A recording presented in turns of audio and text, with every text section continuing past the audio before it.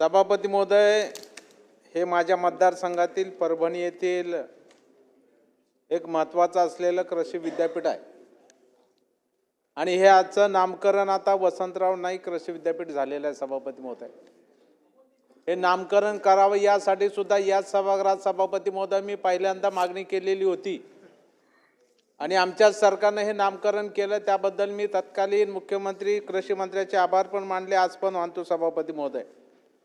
अशा ह्या मराठवाड्याच्या दृष्टीनं अनेक नवीन वाहन संशोधन करून शेतकऱ्यापर्यंत पोहोचवण्याचं काम ही विद्यापीठं करतायत। त्यातलं महत्त्वाचं विद्यापीठ मध्ये वसंतराव नाईक कृषी विद्यापीठ आहे। सभापती महोदय, जरी विद्यार्थ्यांच्या फीच्या माध्यमातून असेल, कॉलेज असतील, महाविद्यालय असतील, यांच्या माध्यमातून जो काही महसूल रूपानं पैसा कृषी विद्यापीठावर येतो, त्यांना खर्च करण्यासाठी कुलगुरू आणि त्यांची सक्षम सहकारी हे त्या ठिकाणी सक्षम असतात, त्यांना तो अधिकार आहे। परंतु त्याला सुद्धा शासनाने काही नियमावली घालून दिलेली आहे आणि मग त्याला एखाद्या मर्यादित रकमेपेक्षा जास्त खर्च करायचा असेल तर राज्य सरकारची परवानगी घेणं हे सुद्धा अनिवार्य आहे। असं असताना सुद्धा या ठिकाणी जो काही खर्च केला गेला तो जो खर्च आहे त्या खर्चाविषयी विचारलेला हा प्रश्न मंत्री महोदय मी या ठिकाणी आहे। म्हणून ही जरी बाब परभणीची कृषी विद्यापीठाची असली तरी सुद्धा राज्यामध्ये हे उघडीस आलं म्हणून ही प्रश्न इथं आला, परंतु कुलगुरू म्हटल्यानंतर सहसा कोणी त्या ठिकाणी कंप्लेंट करायला जात नाही की त्यांना अधिकार दिले, स्वायत्त आहेत वगैरे वगैरे। परंतु मंत्री महोदय, या निमित्तानं माझा प्रश्न आहे की आपण उत्तरात जे म्हटलेला आहे, अहवाल आलेला आहे, त्याची आम्ही चौकशी करतोय, त्याबद्दल माझं अंशतः समाधान आहे।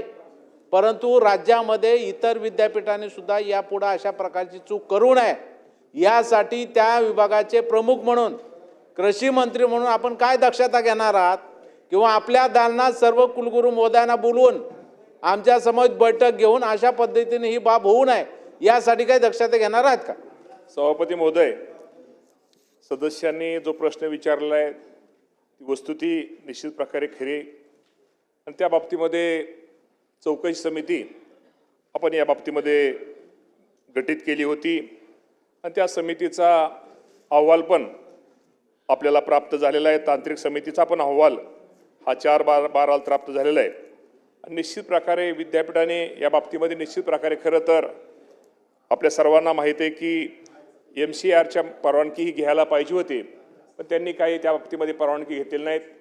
ही बाब निश्चित प्रकारे चुकीची आहे आणि भविष्यामध्ये अशा गोष्टी घडू नये आणि कुलगुरूचा जो विचार आपण माहिती आहे की या नियुक्तीचा प्राधिकार मान्य राज्यपाल महोदय यांना असल्यामुळे मी आपल्याला एवढं सभापती महोदय सांगतो की चौकशी समितीत आढळून आलेल्या अनियमितता व गंभीर आर्थिक बाबतीमध्ये मान्य राज्यपाल महोदय यांच्याकडे अहवाल सादर करण्यात आलेला आहे आणि या प्रकरणी जे इतर दोषी अधिकारी असतील त्या सर्वांची विभागीय चौकशी करण्यात येईल। तसेच कृषी विद्यापीठामध्ये अशा प्रकारे गैर होणार नाही याबाबत विविध उपाययोजना करण्यात येतील। पायाभूत विकास कामे आर्थिक गुणवत्तापूर्व व दर्जेदार होण्यासाठी MCRच्या संनियंत्रणाचे अधिकार देण्याचं निश्चित प्रकारे शासनाच्या विचाराधीन आहे।